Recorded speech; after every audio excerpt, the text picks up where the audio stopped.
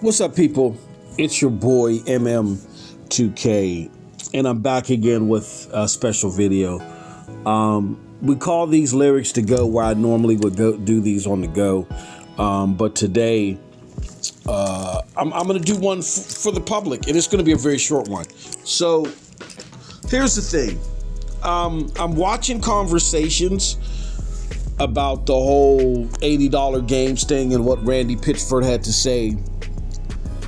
And I see people say, why are you upset about what he said? And there's a variety of different reasons why people are like, why are you upset about what he said? Now, the opinions that I can respect, but I don't agree with, are the opinions that, hey, look, $80 games shouldn't be a big deal to you because we used to play games at a much higher price back in the day, and with inflation, yada, yada, yada. I can respect that, but I think that argument is based on misinformation. I've already debunked that because those prices fluctuated because, number one, the price of the medium to copy those games on were sky high. So therefore the games were sky high back then. And it wasn't every single game that was like that. But if you had a larger game or one that a publisher felt like they could charge more money for because more investment went into it, then yeah, you would see like $90 games, particularly for games that were licensed, you know what I'm saying? Like a Star Wars game, whatever, you would see $90 games like that on a cartridge. A lot of it too had to deal with technology. Back in the day, there weren't memory cards, so you had to save your game to the cartridge if the save data was too long to give you a code. We used to have codes that games would spit out back in the day if we wanted to play from a certain spot. There were no save spots on a memory card. But if the game was too intricate to give you a code like that, then you would save your game on cartridge via a battery. So that was expensive, right? So games like that, on medium like that, is why the prices fluctuated. Secondly, that fluctuation in prices because of the medium allowed other publishers to just create a wild, wild west of prices for games. Like sometimes the price of the games wasn't justified in the fluctuation at all due to the medium. They just were high because the publishers can get away with it.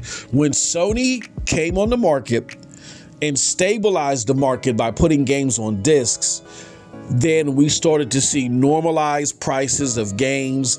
All games go up in increments of either $5 or $10 every so on years. So the bartering and the market for gaming changed. So when people talk about, oh, there were $90 and $100 games, that's old school. That's Old Testament. We're in the New Testament now. We're not dealing with that stuff. It's a completely different ball game right now when it comes to pricing, the market, the bartering system, or whatever, right? But then secondly, you got to throw in the fact that there's auxiliary costs, right? What are those auxiliary costs? Back then, I didn't have to pay to play my games online. The aforementioned storage mechanism. The storage was on the game. Now I got to go buy hard drive space. I got to buy M.2 drives and so forth. Or if I buy a different unit and I want to keep my data, I got to buy cloud save space if I'm on PlayStation, and so on and so on and so on. You know what I mean? There's so many additional auxiliary costs that are no longer just baked into the singular game that I got to pay every month, that really, when you do the math and you average out how many games people are buying per generation, even when you adjust for inflation, gamers are paying more now to play their favorite games than they did back in the day, right? Even when adjusting for inflation. So, but even though I went through the rigors of trying to spell that out, I can respect that opinion because it's based in ignorance, right? And I don't mean the slang term ignorance, like it's based in the lack of acumen to the difference in the medium and all the other stuff. Here's what I can't respect. And this might hit close for some people, and I'm sorry, it is what it is. I've been gaming for several decades, and this new school train of thought, I don't know where y'all come from. I don't know what the hell cloth y'all cut from. Because people are complaining about $80 games, that does not make you broke. You aren't likely talking to people and calling people broke that have more money than you. They just have principle. Everybody didn't grow up, get $1 and spent 99 cents as soon as it touched their hand. Some people plan and organize and move with their money wisely and smart. And smarter than some of you. Some of you like to flash, show your money, waste it, don't really invest in anything fruitful, don't pass anything on to your kids. You know, there's no lineage or anything like that. I'm not cut from that cloth. Prime example, I have several businesses.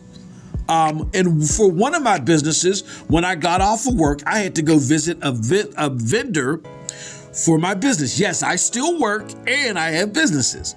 So I visited a vendor to talk about something completely different. And I noticed that the vendor had a piece of machinery that I was interested in. I was like, oh crap, I'll buy this right now. I'll write you a check right now or whatever I got to do because I want this piece of machinery. I said, how much are you selling it for? He had it as a show display, and he was like, look, I'm really not prepared to sell this, but if you want this, like normally when I sell this thing, people talk to me in advance. I get it prepared for them and boxed up. I've never had someone come Johnny on the spot and ask me for this piece of machinery. I'm dead ass. This happened just yesterday.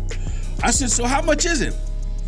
He has to go back in the office and look up some stuff or whatever and prepare a quote for me. While he's doing that, I said, I want to make sure I don't get beaten in the head with a cash register, because I had an idea how much the thing costs. I was thinking, well, I'll just throw it out there. I was thinking, okay, this piece of machinery is going to cost around $15,000. Maybe even 20. I said, but I want it. It was something that I was just talking to one of my business partners about. I said, we need something like this. So anyway, I was about to go buy it right then and there. I said anywhere between 15 and 20. To my surprise, when I looked up the piece of machinery, it was going for around $11,000. I said, cool.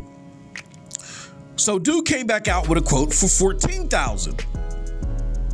I looked at him and I said, bro, I'm not paying $14,000 for that. He was like, why? It does this and it does this and it does. And I'm like, no. This is going for around $11,000. You know what I'm saying? And I said, because I'm willing to take this off your hands right now, like literally, like I can have someone come down and we can come get this. I want it for 10 now because you tried to play these games with me. And now he's like, well, I mean, let me get back to you. That's a conversation we had yesterday. So now I'm like, the hell with it. I'll just go buy it from another vendor for $11,000. You know what I'm saying? If this dude wants to play games, or he could take my $10,000 and I'm shaving off $1,000 because he wanted to play around. Because like he said, he wasn't even prepared to sell it. So, you either take it or leave it. Or as we say in the streets, take it or squeeze it. But anyway, the point of the matter is, I had 15 to 20 to give him if that was the going market price. The principle of the matter is the piece of machinery is going for $11,000. I'm not paying over market price. That's what shrewd, principled people do when it comes to their finances. And I do that particularly because I want my kids to be the same way. When I'm gone from this earth and I pass whatever I got to my kids, I want them to be shrewd and thoughtful. I don't want them sitting around with gold chains that hang to their kneecaps and busting up their ligaments or whatever just to be flashy, lose that money, make one bad business decision. You got nothing else to fall back on. All right? That's just, I want to exude principles for my children so they act wisely with their money. So I got to walk the walk if I'm going to talk the talk. You know what I'm saying? So it ain't about me being broke. I'm far from it. But Some people act on principle. And when we just had a price hike, this would be unprecedented, like I said, in the New Testament of game bartering in the gaming market for there to be another price hike. It don't work like that. You know what I'm saying? A lot of people could argue that we really ain't seen the difference in the uptick in what we're getting as far as graphical prowess and all the other stuff. We ain't even seeing the price hike from 60 to 70. Some people would argue. And I think it's a fair argument. Now within the same gen, we're going from 70 to 80. Just what, 3, maybe 4 years later? That's what it's about. It's about principle. So all of you that are talking your broke stuff like that, I want to see your budgets. I want to see how you blow past them. I would like to see your savings account, how you frivolously spend, how you just waste money or whatever. And you may be able to get away with it now, but everybody runs into a rainy day. Everybody runs into a certain situation. And me personally, like, I have credit, but I do everything in cash. You know what I'm saying? I have credit for just in case there's a super ultra big purchase that I want. But I've had purchases close to that, and I just get it in cash. I may stumble across a credit card and be like, oh man, I forgot I had this. You know what I'm saying? So it ain't about being broke. People aren't broke. Some people may be, but that's not the overarching theme. Some people just are principled with their money, and they're not going to pay over market. They're not going to pay over what they feel is fair market value for what they're getting. All right. And they just don't want to pay $80 for Borderlands 3.5 or really 2.5. Really. I mean, come on, man. Borderlands ain't had the quality of life boost to justify $80, let alone $70. For we being for again, could be a hell of a game, could be very fun. There's a lot of fun, great games out there that are huge, massive. Like I'm playing V Rising right now. It's a $40 game, and it's awesome. I love it. It's you know, I mean, I'm a few years short, but it's like the best thing I've played in years. It's a $40 game. I'm gonna be honest with you. I saw nothing in the Borderlands 4 presentation that spoke to me at $80 at all. Besides, at one point in time, it was a premium experience, but I don't see the quality of life being added to the game to justify it. Can you imagine if God of War 2018 looked like God of War 2 and 3 from the PlayStation 2 and 3 era? I mean, that's how I feel with Borderlands. So it's just about principle with some people. So please stop with all this you broke stuff and all other stuff. It's so ignorant, man. Let's be better. All right. It's your boy MM2K. I'm out. Till next time, have a wonderful gaming day. Peace.